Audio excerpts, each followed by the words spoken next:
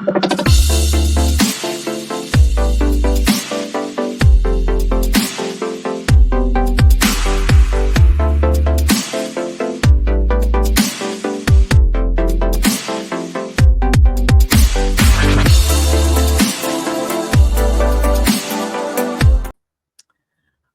right, welcome to the WeWealth Women podcast and to another episode where we dive deep into topics that empower women to live their best lives, wealthy, wise, and thriving. So today we have an incredible guest joining us, someone who rooted in compassion, care, advocacy, and during one of the most transformative times of their lives. So meet Jomina Joseph, a birth and postpartum doula, lactation support counselor, neonatal resuscitation specialist, and birth assistant. Jomina's journey into birth work began in 2021, but her heart has always been in nurturing and supporting others. Her calling was solidified after witnessing a family endure a traumatic hospital birth that ended in a C-section. Determined to make a difference, Jomina became a doula with a mission to help expectant moms with a greater chance of achieving a calm, empowering, and often vaginal birth experience. Jomina's approach blends spiritual, holistic, and traditional practices to create a nurturing and soothing environment for her clients. Her dedication to continuously learning innovative methods ensures that every mother she supports feels cared for and confident throughout their labor, delivery, and beyond, honey. So we're so honored to have her here today to share her wealth of wisdom and knowledge and passion for empowering women during their birth journey. So please join me into welcoming the amazing Jomina. Thank you. Thank you so much for having me. It's a pleasure to be on the podcast. And thank you again for allowing me to be on your show and to speak wisdom and power to your guests, to your fans. Yes, I'm so excited. So a quick backstory for some of our guests. Jomina and I met at BPN Summit here in South Florida. And she, it was so interesting when you came up to me. We had this conversation. You told me you were a doula. My eyes like opened up. Yep. And I had all these questions around birth. And you just kind of like, that emoji with that mind-blowing emoji, that's how I felt our conversations have been. Like, just the mind-blowingness of it all. Like, I really learned so much and such a wealth of knowledge. So thank you for coming on the podcast. So before I dive in deep, for those of us who have never heard of a doula, don't know what a doula is, can you quickly just bring us up to speed on what is a doula and how a doula can be an important or significant part of a woman's birth journey? Yes, definitely. So a doula is a unlicensed non-medical professional who is trained to provide labor support to any family who is looking to have that companion and that support and during their pregnancy and mostly during their labor and their birth. Broad definition of doula is essentially that we provide labor support. We're paraprofessionals. Yes. So what blew my mind, because I know of a doula because my friends had doulas during their pregnancy. Mhm. I didn't know that there were all these different type of doulas, and doulas do all these different type of things even after the pregnancy. So can you briefly let us know what is the benefit of having a doula in the first place, and how can a doula show up for you before, during, and after birth? Yeah, definitely. So, doulas, there are different types of doulas. It depends on what you're looking for and the type of support you're looking for. I tend to do more of birth and postpartum doulas, but there are deaf doulas, for example. There are doulas who provide only newborn care. So it varies. So I'm going to focus right now on the two main ones, which are the ones that I'm trained in. So birth doulas, we help the pregnant mom from the moment she finds out that she's pregnant all the way until labor and delivery. And if she decides to keep us on for postpartum care, we also support in that capacity as well. Now, I know some people might think, well, I'm going to have my mom with me, I'm going to have my sister with me. They're going to help me with some of my postpartum care. They'll be there to provide me with support. And that's fantastic. I've had clients tell me that. I always tell them, if you have family willing to help, take the help. But remember that doulas, we are here to be the for lack of better terms, I'm going to say the non-judgmental, the non, we're here to actually be at your service. So if you're looking for a specific type of care, that care is the one that you're going to get. We're not going to tell you, oh, well, she'd add cereal to the milk, even though the baby is only 2 days old, which is something that is customary in some cultures and something that some families, they've been doing for generations, and they think that it's actually okay. When in reality, that's not necessarily the best way to handle bottle feeding babies. So postpartum care, we help the families, and some doulas also incorporate traditional care in their postpartum work as well. So in my case, my family is Haitian, so I do have a lot of knowledge on traditional Haitian care, which are very similar throughout the Caribbean. So I know in the Caribbean there is something called the cuarentena, and that's in Latino communities, where for 40 days, that woman who had just given birth, she's not allowed to do anything outside of pick up her baby and breastfeed her baby. That's it. She doesn't cook. She doesn't go outside. She doesn't go to visit. What? We need to bring that back. Nothing. Nothing. She doesn't go outside. She doesn't, go nothing. She doesn't go grocery shopping. She doesn't go to the doctor to go, find out, get nothing. No doctor's visit, no nothing. She is supposed to receive the care in her home. So in Latino communities, they call it the cuarentena. In Haitian community, it's also very similar, but we do it for an extended period of time. So the first 40 days are very precious to us as well, but we add an additional, I'm going to say 50 days to that. So it's a typical 3 months period. So for 90 days, that woman is being catered to. She's being taken care of. We do offer, can you So imagine who's, if I did this here? who's doing the taking care of? Is it a mom? Is it auntie? Is it the family? Is it community? The Who's doing the family, work? the families. So the women in the families would hover around that mom and actually provide her with the love and care that she needs. So, and that is part of the reason, in my opinion, this is just my opinion, I have no scientific data for this. I do believe that we see less postpartum depression in people who live in rural communities in those countries because they're being catered to. They're being taken care of. There's a family there to support them. There's a family to make sure that they have cooked meals. And that's what postpartum doulas will do for you if you don't have that immediate family there to support you. In addition to that, too, that postpartum doula will also be an extension of yourself. Like, let's say you need something, right? And we can provide you with that traditional option if you need to, like the steam, the yoni steam, if you were to need that, or the bath, which is very a big deal in Haitian community, like to give that woman her initial bath after giving birth to a baby. So it varies in each community, but what I am seeing as I'm doing this work, and the more I connect with certain indigenous communities, a lot of this stuff is very much interwoven and interconnected, and I'm seeing the interconnectedness. I went to Belize a year ago, and I noticed that they do the same thing, and we're completely different people. But they do the same thing. In Jamaica, I know midwives from there, and they do the same thing as well. So these are great practices that I would love to see become more mainstream and a part of our vernacular and a part of our culture here, because it will help alleviate a lot of the problems we're seeing.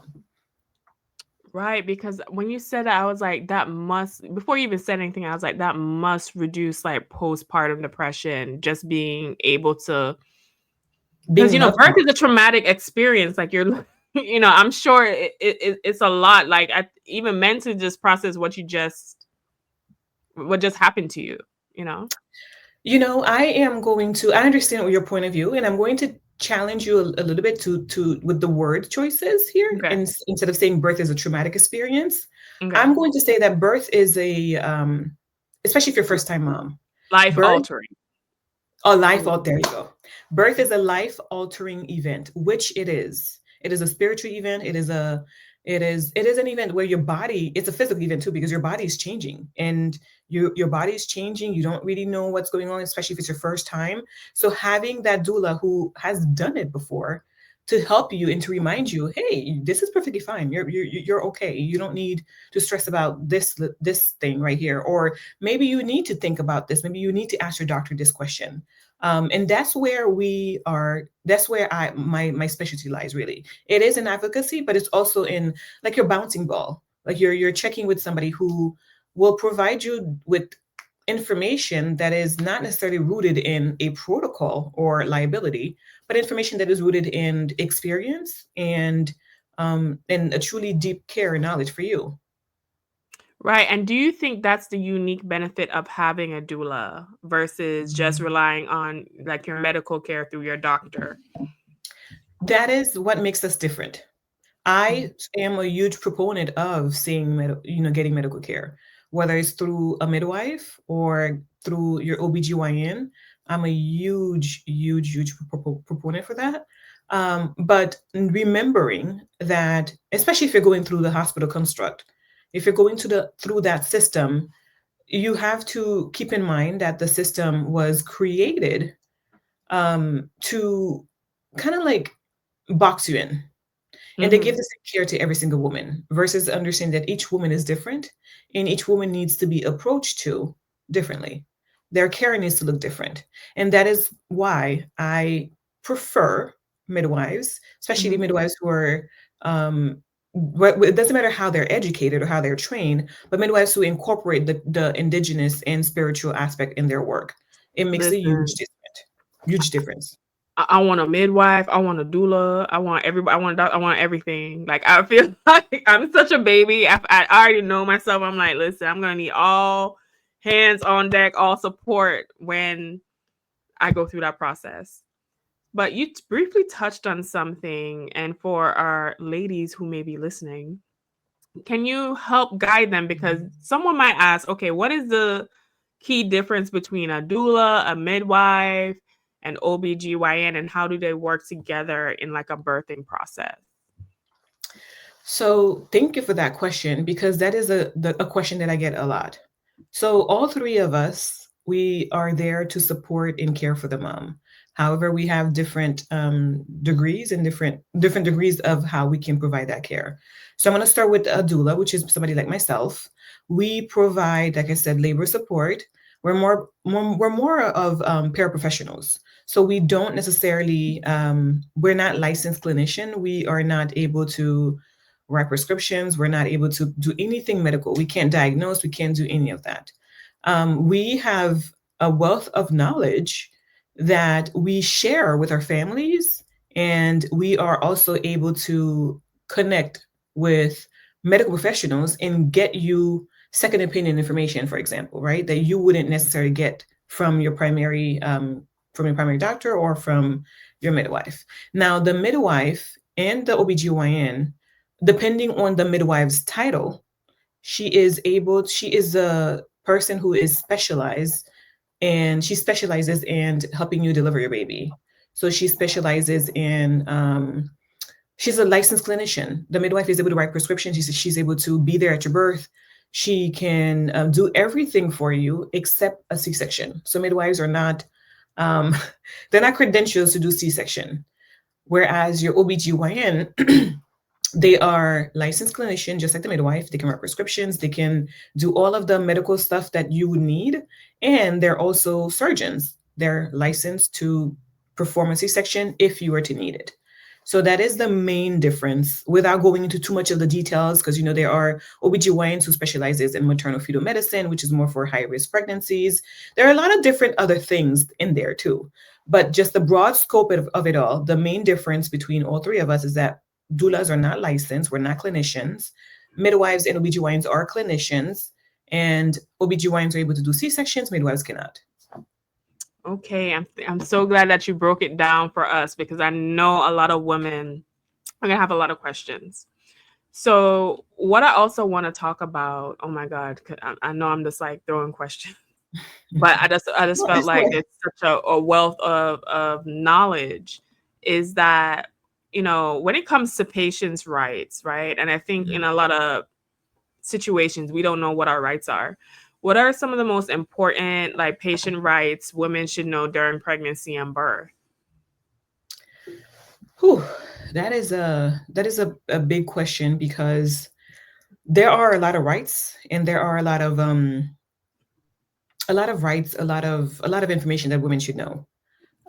Number one would be knowing that there is an option. You do have an option. That's the number one thing that I want women to know. There are alternatives. Number two things that you should know. So within those two things that I just said, you have an option. There are alternatives. A lot of different things fall into that. What I mean by that is you have the option to decide whether or not you want to birth at home or you want to birth in the hospital. And a lot of women don't know this, and they will have providers, medical providers, who will tell them, "Well, you need to be in you need to give birth in the hospital."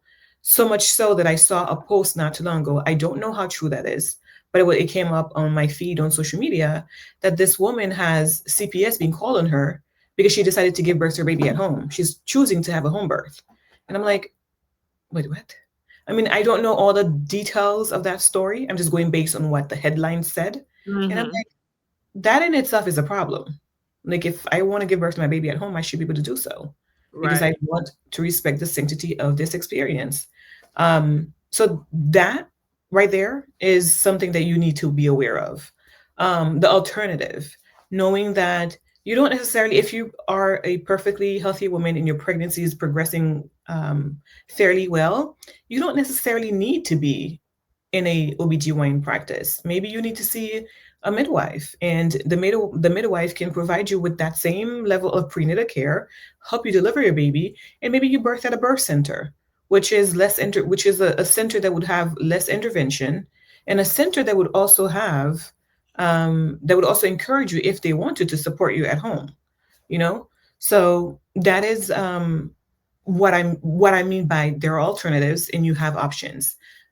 A lot of other things fall into that as well. Like, whether or not you want to have cervical exams, whether or not you want to be on a monitor, so many different things fall into that. And each one of those things, you have to go into it one by one. Like when I meet with my clients for prenatal care, as we are approaching their delivery date, their estimated delivery date, I actually will spend time with them and tell them, "Hey, these are all the things that can present itself the day of. What are you open to doing? What are you not open to doing? Because I want you to know that as much as I want you to have a fantastic experience, I am not the final decider here. You are." And I need both of you, if there's a partner involved in the relationship, I need both of you to be on one accord as to what you'll be willing to do and what you're not willing to do. These are things that I need you all to discuss between yourselves, because I don't want like, for example, in the case of inductions, or let's say the baby is breech, I, I've been around OBGYNs and midwives who are like, yeah, that's normal. Be breech birth, have one, because it's something that everyone should be able to do, but it's no longer being performed in the hospitals. If a woman presents with a breech baby, her first option is, we're going to do a C-section, because that's what they're trained on doing. Do a C-section if it's a breech, because it's a lot faster. You don't have to wait for that woman to go through hours of labor, because Mm-hmm. everything is about efficiency in the hospital, whereas birth is not meant to be on a conveyor belt. Birth was meant to be done individualized care and experience for each woman, because each woman will be different. You see what I mean? So Yeah. this is what I mean by, every woman is different and every experience is also different. And knowing that you have options and there are alternatives will help you make the best decision for yourself. Do you think that, and not to say there's nothing wrong with Western medicine, obviously there's great benefits to it, but do you think, from when you were talking about that CPS story about the woman giving birth at home and that was an issue, do you think there's a financial push to go to hospitals versus like the old traditional methods of, I mean, women were giving birth before a Yeah. hospital was invented, right? So like, naturally we're designed to do these things. Why do you think there's also like a backlash of exploring like the non-hospital method, basically?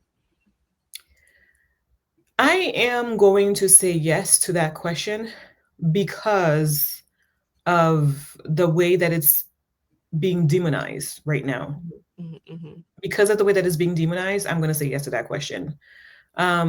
There are women who will have a home birth, but they will not announce their home birth to their provider. What they will do is they will do oh, we're getting the prenatal care, but we're not going to let you know that baby will be born at home. We're going to make sure everything's okay, and we're going to have, a midwife at home with us. Or they'll just go straight midwifery route. Um, there is a financial aspect to it because and I know there is a financial aspect to it because insurance companies are more likely to pay for a hospital birth, but will give a midwife a hard time if she wants to if she wants to support a family who wants to have a home birth. Like they'll make it extremely hard for the insurance reimbursement. They'll make it extremely hard for and that also varies it by state. Each state is different. Um, in the state of and the laws vary. Like in the state of New York, they make it a bit more difficult, but in the state of Florida, it's a lot easier for a home birth to happen. So it varies state by state. And you see a difference in the states where there were the granny midwives there and they would do their work versus the states where there weren't any granny midwives. But in my opinion, I think there is a financial aspect to it because they're making it seem like it's dangerous. But I'm like, women are currently, as we speak, in some countries, giving birth to babies at home and they're perfectly fine. And women are giving birth to the babies here at home and they're also perfectly fine. The cases of transfers and the cases of uh, in the cases where the outcome is negative are extremely, extremely low. Yeah, I've known some people who gave like she actually pushed out her baby right onto the thing. Like she kind of like birthed her baby herself, kind of, but she had people there, but it was at home, so it's Mhm. definitely possible, right? Yeah. You briefly mentioned insurance, right? Can you illuminate what's possible with insurance? Like, does it typically cover doula services? And if not, are there resources for women to access this affordably? Is like a doula seen as a luxury, like, oh, I can afford to have my own doula, or is this like, I have my own doula, I can afford, to have one, I can afford this, or is it an affordable thing to do? And does insurance cover it? So the broad question to this is it varies based on your state. Because every state is ran like their own kingdom, which I don't Unfortunately, when it think comes to insurance, that is so true. it yeah. And not just medical, like across the board. Across the board, yes. Mhm. And I'm like, that's it varies. So I Mhm. cannot answer for every state, but as of right now, the first thing that I can say is if you're planning on having a child, whether you're getting it through private insurance or you're getting it through your job or you have Medicaid or Medicare, Medicaid, not Medic. I don't think Medicare covers it. I would have to verify that. Don't quote me on it. But if each one of these insurance subgroup will provide a different type of care. So if you have HSA, I believe, or FSA, where you put the money into your account, like a medical savings account, Mhm. you can tap into that to pay for your doula care. That is something you can use for your doula care. You would need to provide an invoice for your insurance to prove that's what the money is used for. If you want to claim it on your taxes, let's say, for example, but you can use that. Some insurances are coming around and are providing women with doula care. The moment you get insurance involved in those type of things, regulation starts to follow. And I'm not crazy about regulations like that. And the reason why I'm not crazy is because the regulations tend to work in favor of insurance companies versus in favor of the families and in favor of the providers. Um, but there are insurances that provide that allow you to get doula through their insurance. Like I know Carrot is one of them. I can't think of anyone else. I think Blue Cross and Blue Shields might do it, not positive on it. And again, it varies on the state. Now, I know there has been a major push recently to get Medicaid to cover doula care. And that Medicaid now requires for doulas to become to have their NPI which is a number that they use for so they can bill Medicaid. And I know I went through that process, but again, the reimbursement process for Medicaid, and keep in mind that Medicaid, when the moment you sign up for Medicaid, they want to pay the doula a completely lower rate than what the doula would actually charge, Mm-hmm. which is not a living wage. And you're like, and that's the reason why some doctors don't they don't take Medicaid clients. Like Mm-hmm. if they take Medicaid clients, they offset that with private insurance client, because Medicaid does not like to pay. Medicaid wants to only pay the bare minimum, and that makes it hard for you to get a provider who would be willing to provide you with the care that you need. Um, but yes, so it varies on the state in terms of insurance, to answer your question broadly, Mm-hmm. and it also varies on the type of insurance that you have. So when you are purchasing insurance or you're signing up for insurance, read the fine print, call, ask questions, and figure out which one would work best for you. And sometimes they play a game, because even with insurance, you can call and get something approved, do the procedure, and they try to still come back and be like, And they'll tell you, no. well, no, we can't pay for it. Right, right. I did that with some dental stuff. I'm like, I called beforehand, and y'all said y'all. Yeah. Anyway, so yeah, so with even with the process of insurance, because I know some doctors, part of the issue, even if they do approve and have a certain payout, they will take a long time, or not pay as much, like you said. So I think that's a definite issue that needs to be changed, so a woman can have that experience, right? So I wonder, if does insurance, I know you say vary by state and vary by insurance and all this other stuff, do they also factor in postpartum care, or is it just up to the birth? Nope, just up to the birth. And that in itself is a problem. Even even if you were to have a regular vaginal birth, your Mm-hmm. care with your OBGYN ends at 6 weeks. And I'm like, that's not the best way to, like, that's not the best way to provide postpartum care, because that woman is not postpartum only after 6 weeks. She's postpartum for 18 months, like a year and a half. That's Mm-hmm. how long it takes a woman's body and brain to like get back to Oh, normal. year and a half. Yes, 18 months. Oh my God. Listen, the tax just went up.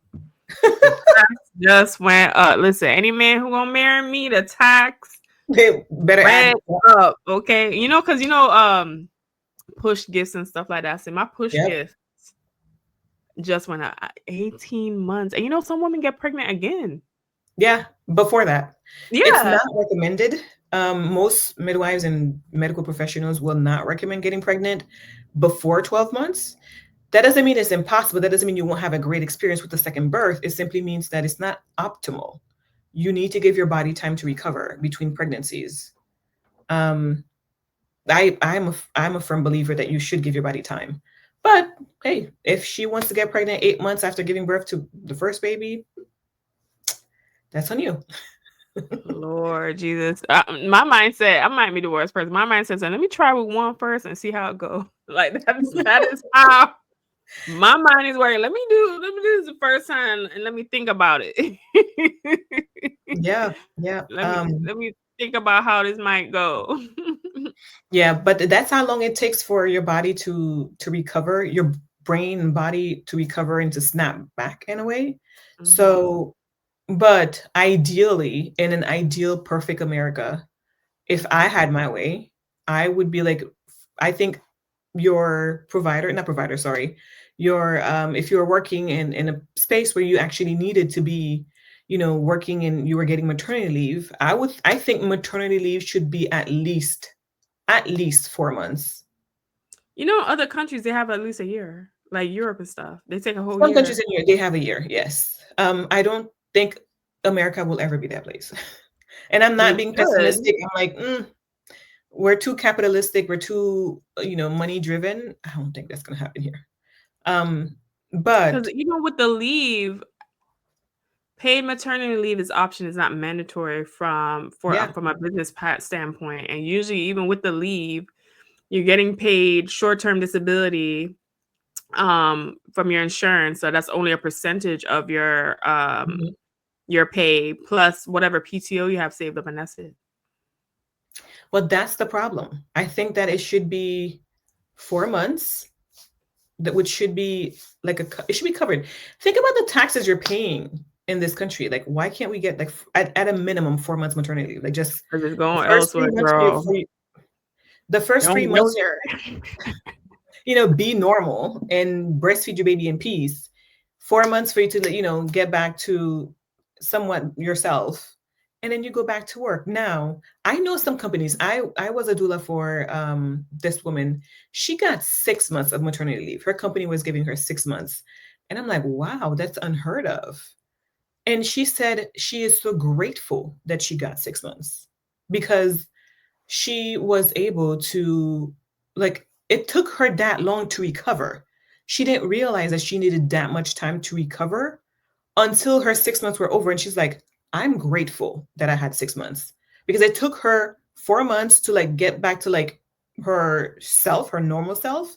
And then the additional 2 months for her to be like, oh, this is what's happening with my body. I may need therapy. I may need my husband to step up more. Like, and I'm like, you got 6 months. Some women can't even get 2 weeks. Like That's what I was thinking. So that's a luxury. it is a The time luxury. off is a luxury The in this country maternity in particular. in America, it is a luxury because it varies by state. It's not, we don't have federally mandated maternity leave. So you can live in a state where they tell you um, it's not a requirement. So if it's not a requirement in that state, then it's up to the company to want, if they want to include that as a part of their employee policy. And if that company doesn't want to give you maternity leave, well, guess what? You're not getting it. Meanwhile, this is a country forcing women to have children. I'm just saying. Mm-mm.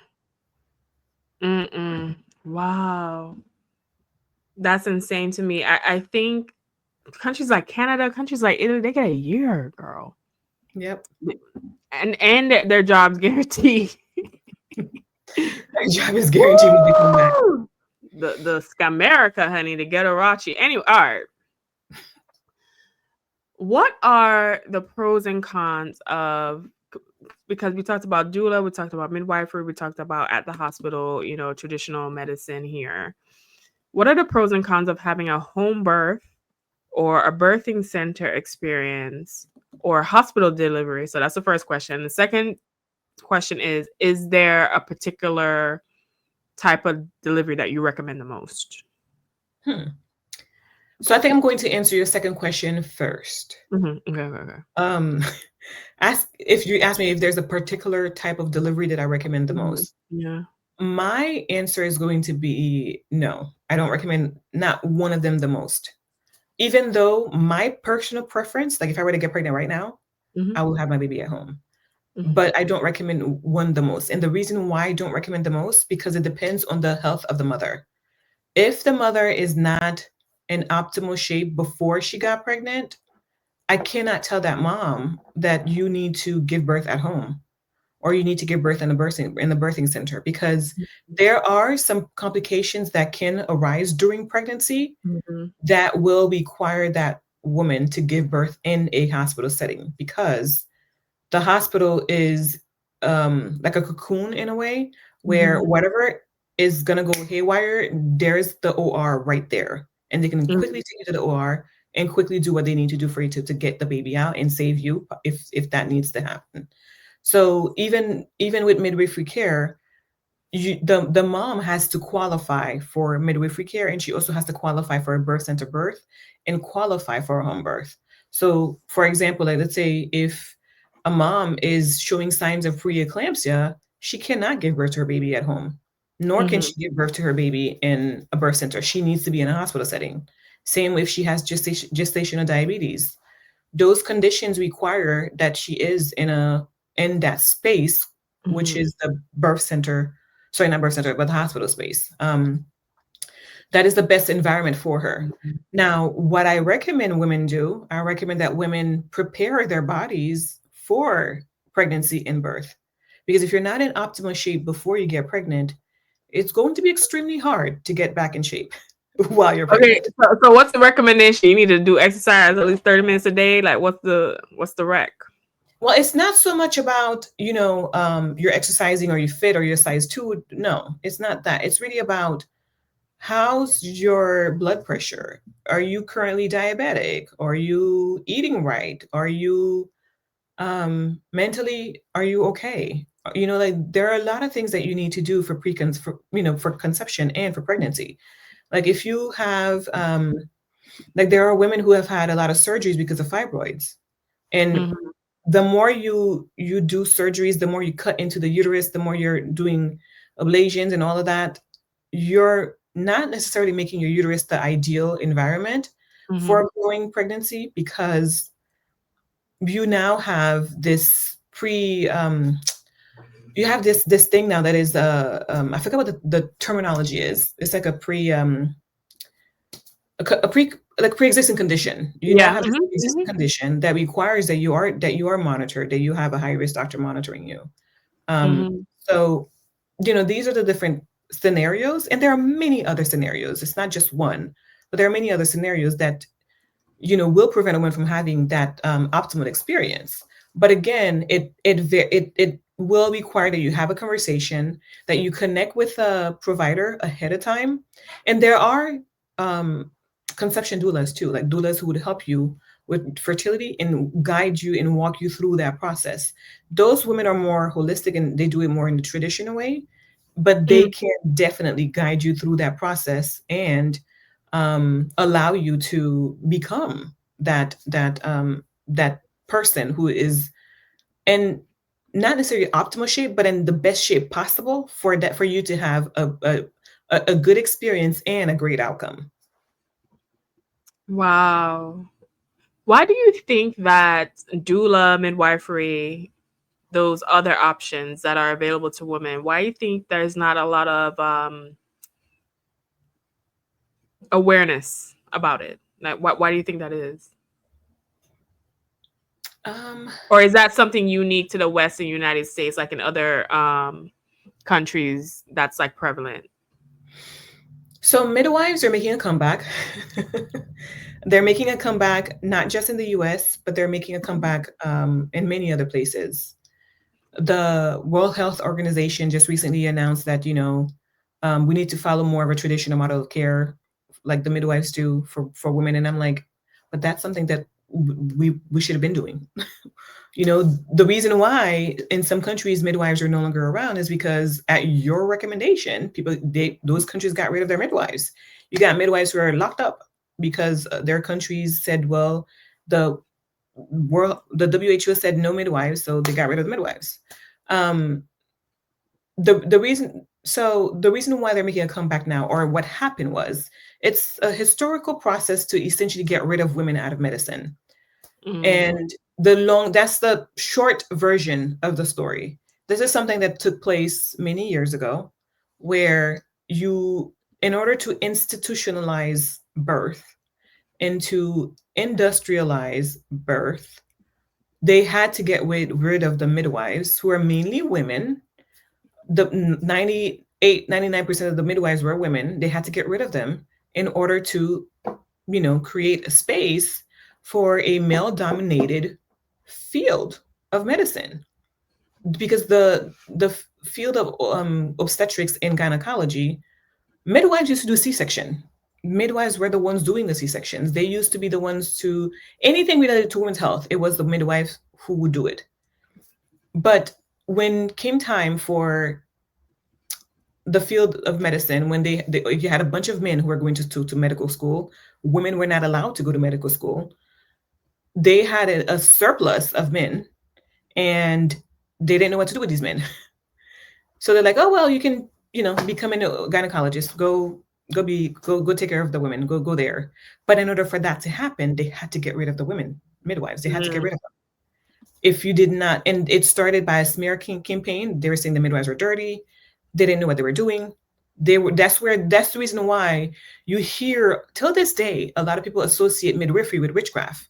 And I'm like, why? Because we're using tinctures and telling people what herbs they need to take. Like these Mhm. are things that were already there for many, many moons. That's not new to the planet. Women are still using these things, and they're still providing the outcome that they need.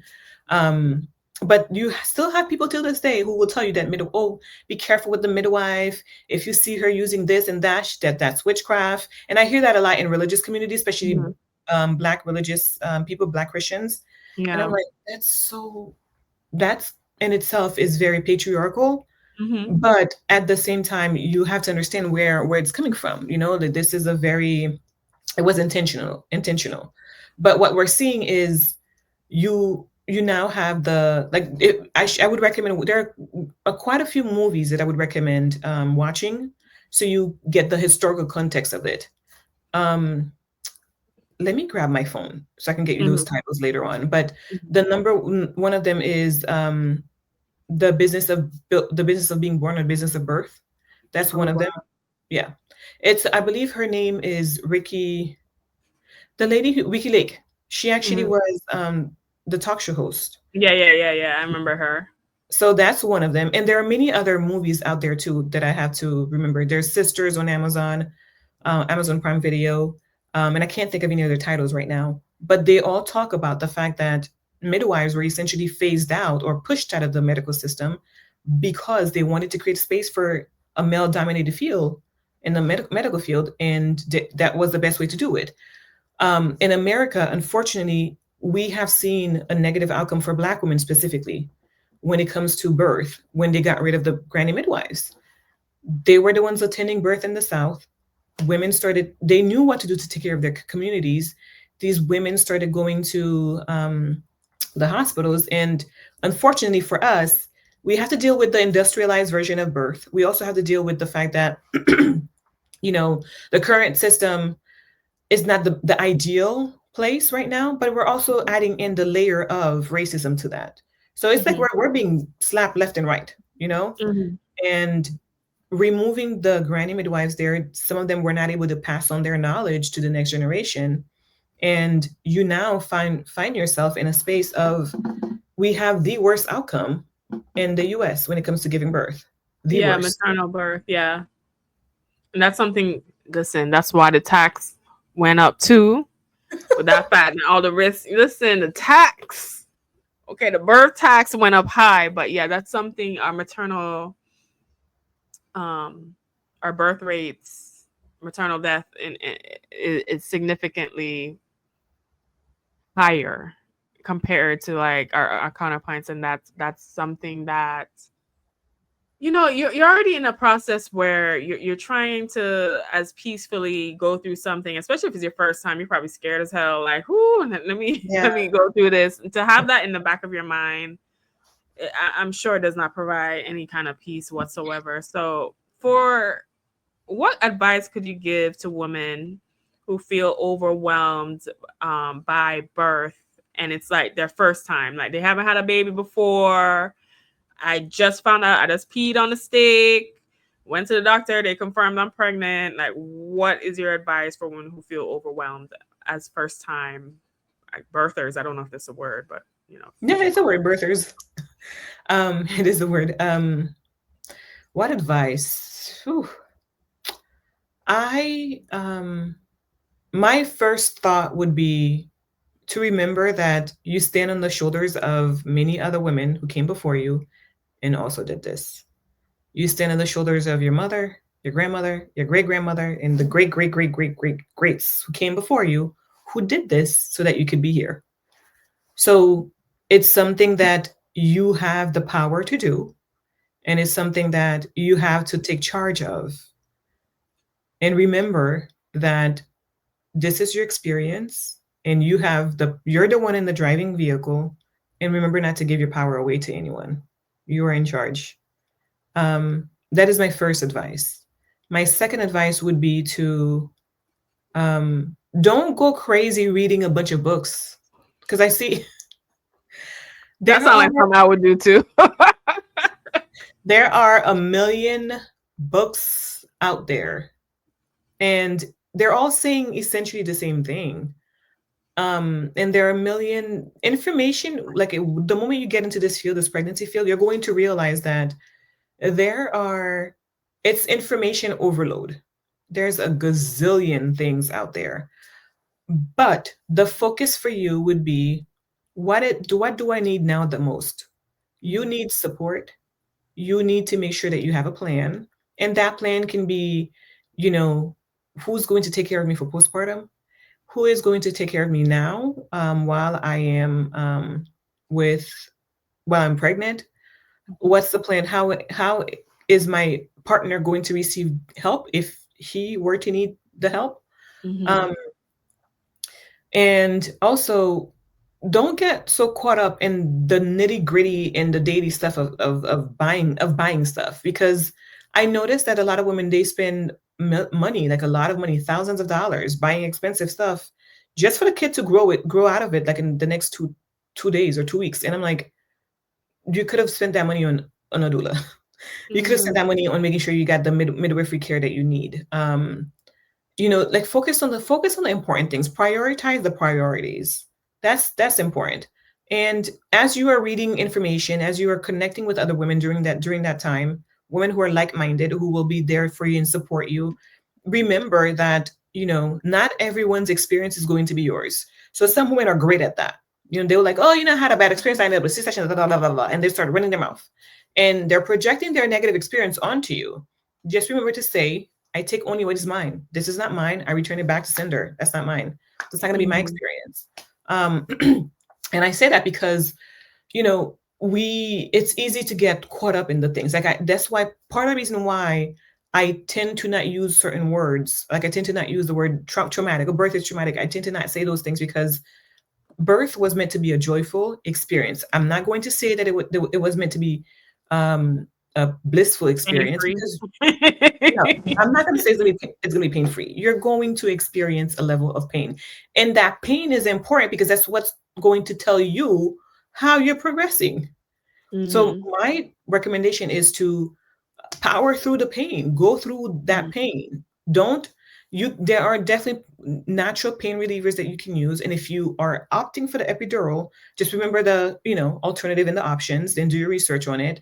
But power through that pain, because that tells you where you are. That tells you if you're at the ring of fire, like what women will tell you when they're crowning, they call it a ring of fire. They're like, oh yeah, that baby's head is coming out. But that's the your face. Girl, the fries went up again.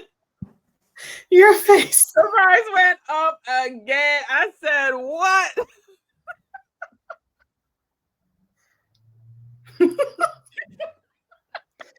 Yeah, you're like, no.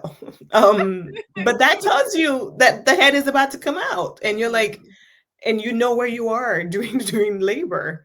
Um, Mhm. but it varies for each woman. Just don't allow the negative news cycle, the negative stories to get to you. Not every woman's experience is going to be yours. Your experience will be your unique experience. That is why it's important to have somebody like myself, who is a birth doula, who can walk you through the process and remind you to stay in the moment, stay focused, stay focused on things that you need to do, and make the best use of your doula. Make the best use of the positive people around you. Um, and we were meant, sorry, as women, to actually, give birth, Mhm. if it is so your choice. But in that process, remembering that although we were meant to do this, we were meant to do it safely, we were meant to do it, joyfully, we were meant to do it calmly, and we were meant to do it at our own risk and our own, experience. Mhm. Like, don't allow the media to tell you, because they keep pushing that narrative that birth, when black women are dying, black women are dying, and I feel that that narrative is going to scare the younger generation of women who are coming up, and be like, well, I don't want to I'm have scared kids. right It's now. so scary. No, it's I'm not scared meant to right be now. scary. You were meant to have your children if you wanted to, and it's not meant to be a scary experience. It's meant to be a positive, blissful experience, because you're working towards the next generation of people that you're meant to bring forth here. And oh, Oh I think my. you asked me a question, about, I forgot to touch base on that. The difference between a home birth, Mhm. a home birth center, and a hospital birth. Mhm. The main difference is really the interventions you're going to experience. A lot of women are opting for home birth because they're realizing that home birth with a midwife and a doula, less intervention, less interruptions, and more opportunity to remain grounded. and to remain focused on the experience itself. So you're more likely to have a positive outcome at home because you don't have a gazillion people entering the room asking you questions while you're trying to push your baby out, which has happened, you know? You don't have somebody coming in and telling you, what's your social security? And I'm like, she's Lord Jesus. like, that's a thing, like, so that's the difference, and you invite who you want to invite in that room if you're giving birth to your baby at home, or not room, but like your home. And Right. then you get to have, if you want to have dim lights, you get to have dim lights. If you want to be in a pool, you get to be in a pool. If you want to be on your bed, you get to be on your bed. If you want to walk around and eat during labor, you can do that at home. Whereas the hospital is extremely restrictive. We're now seeing that some of the guidelines are changing towards that because a lot of women have complained and they're like, well, if I'm not at risk I heard for something about ice, like you just eat ice or something like some that. women, some women will eat ice or chew on ice because I don't think you can really eat ice, but anyway, some women will chew on ice because they feel like, because in some cases they were not allowing women to eat, and if they were not allowed to eat, they need fuel. Like your body, labor is the most intensive cardio you will ever do because that's essentially what labor is. Listen, can my baby just pop out in 15? Like, does it have to be like the whole 24 hours? It is. In some cases, it's 12 hours, not necessarily 24 hours, but it varies. You're funny. The Um, price went up again. Listen, raise your prices and add taxes. Add taxes and shipping fees. Oh my God. But Okay. it varies. Like the Mhm, hospital experience may not be the best, especially if that hospital is not friendly towards, mhm, a natural physiological mhm, birth. mhm, Like if they're not friendly towards it, not gonna be the best. You're more likely to get intervened on, and you're more likely to be managed in a hospital more so than you are at home. At home, you're not being managed. The midwife is not telling you, well, it's been 12 hours and the baby's not out yet. They're not gonna tell you that. mhm. The hospital will be like, Do well, you it's been think 12 a lot hours. of so this is a question. Do you think a lot of doctors are like, you know what, it's taking too long, let me just do a C-section, call it a day? Do you think that's happening? I believe that it is possibly happening because there was a recent study that came out last year, towards the end of the year, that basically said that a lot of C-sections that were done in the US were unnecessary. I feel like someone told me that she felt she didn't want a doctor that was gonna rush her, and she felt like some of these doctors were trying to schedule in C-section so they can get back to their lives, basically because the birth was taking too long vaginally. That is possible. That is very much possible. I cannot speak with certainty when it comes to this and say that with certainty because I'm not doing any research on it. But I Mhm, believe that to be true because again, this is what happened when you try to industrialize a natural process.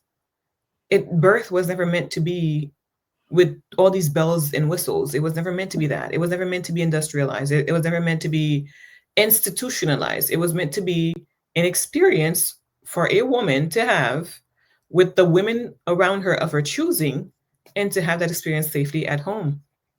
That was how it was meant to be. And any experience that, or any, let's say, complications that could have arisen, it was taken care at home. It was taken care of at home by the midwife. And the difference between midwifery care, especially the old school midwifery care, is that a lot of the complications were preemptive, and the midwives knew, you know what, I just did a blood work on you. Your blood pressure is a little high. I need you to get that under control. I need you to get your iron levels under control. I need you to eat more of this, more of that. I need you to take out the stress. If that man is stressing you, get rid of him for like 2 weeks, so you can bring your blood pressure down. Your sugar is a little high. I need you to do this, so that you are not faced with those complications later on. mhm, mhm, for sure. So that's the difference. But to answer your question, I believe that to be true. I believe that there might have been a rush because especially during the holidays, that's something that women experience a lot. As you get So closer to don't give Christmas, birth during the holidays, child, because if your don't doctor trying to go back to their family too. Their mom like, "Ooh, let's schedule a C-section and be on question. our Yep, way." yep. Thanksgiving, Christmas, New Year's. They're like, yeah, well, let's go. It's been 12 hours. Whereas sometimes, I've seen labor last 18 hours. I've seen labor last 24 hours. I've seen it last Mm, 48 hours. But mm, that's possible in a home setting. I always tell my clients before they go to the hospital, if they're planning to have a hospital birth, wait until you feel the head is about to come out. That's when you go to the hospital, because you really don't want to be in the hospital that early, because the cycle of the intervention will start, and before you know it, you're down the spiral of things that you didn't want to do. mm, mm.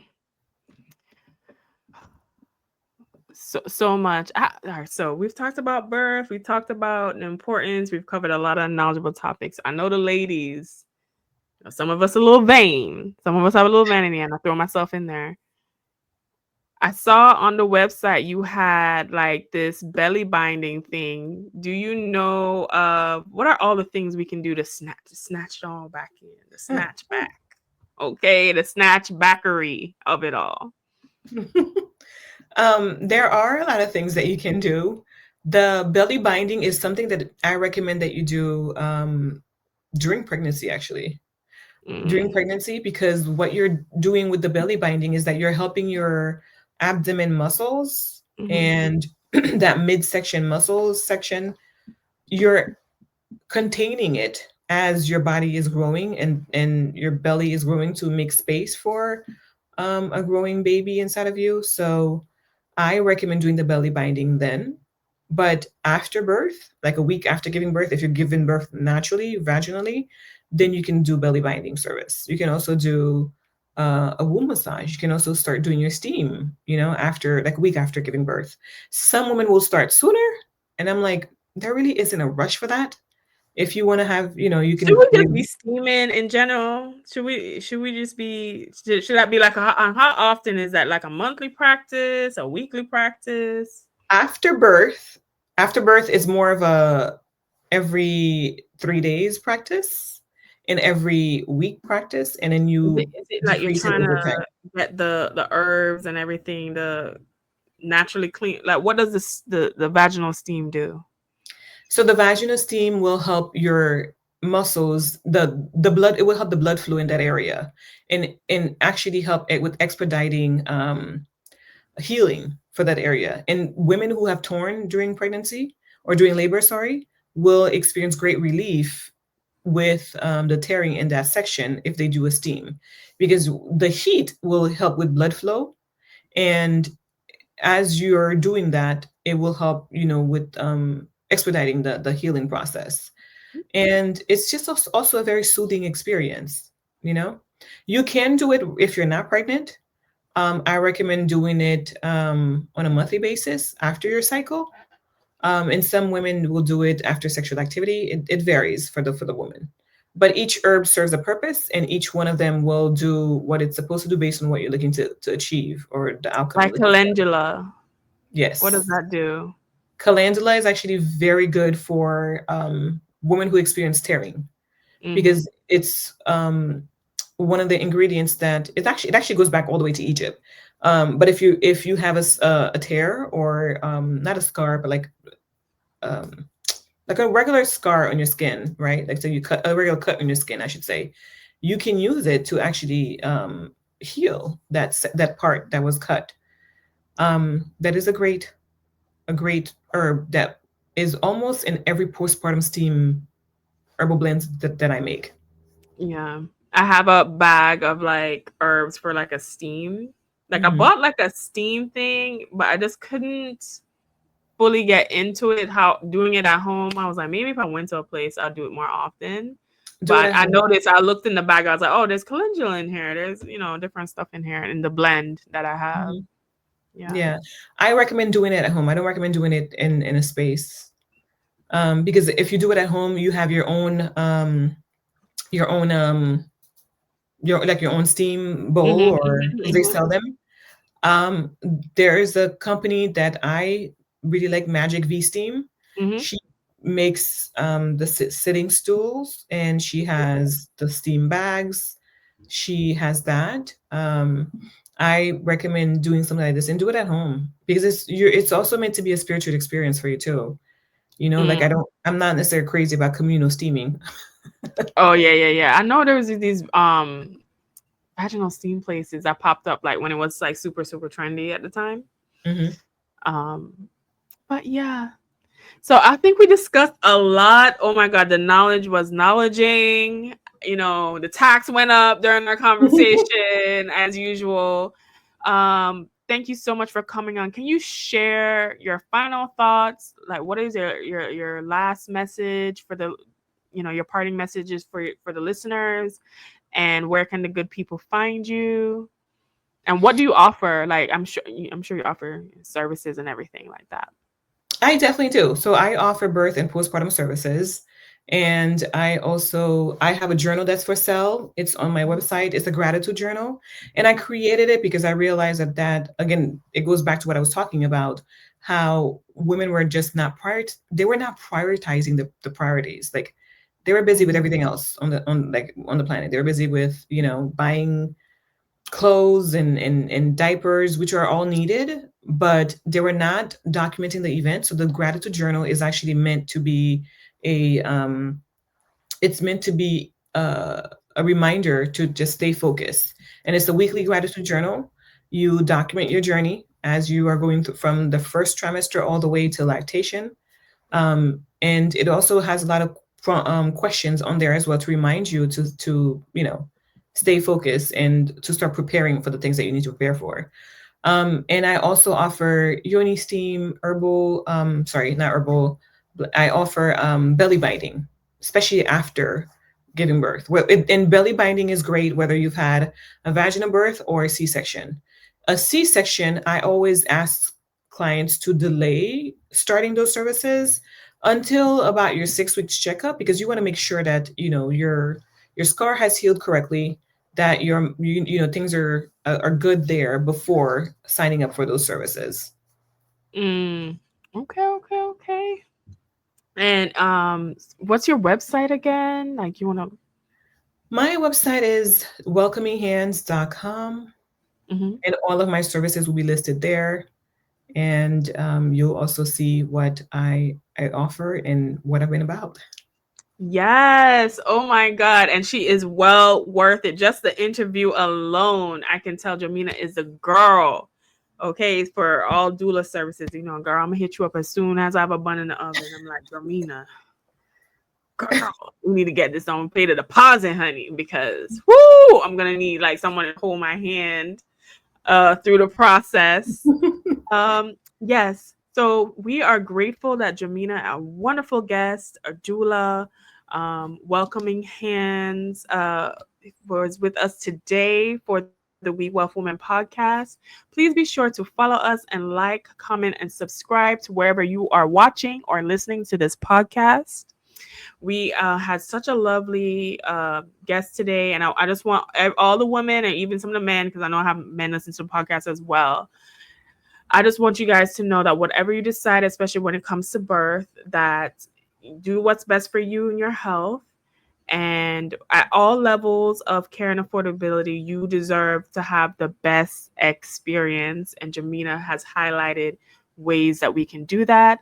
I love you guys, and I will see you in the next one. Thank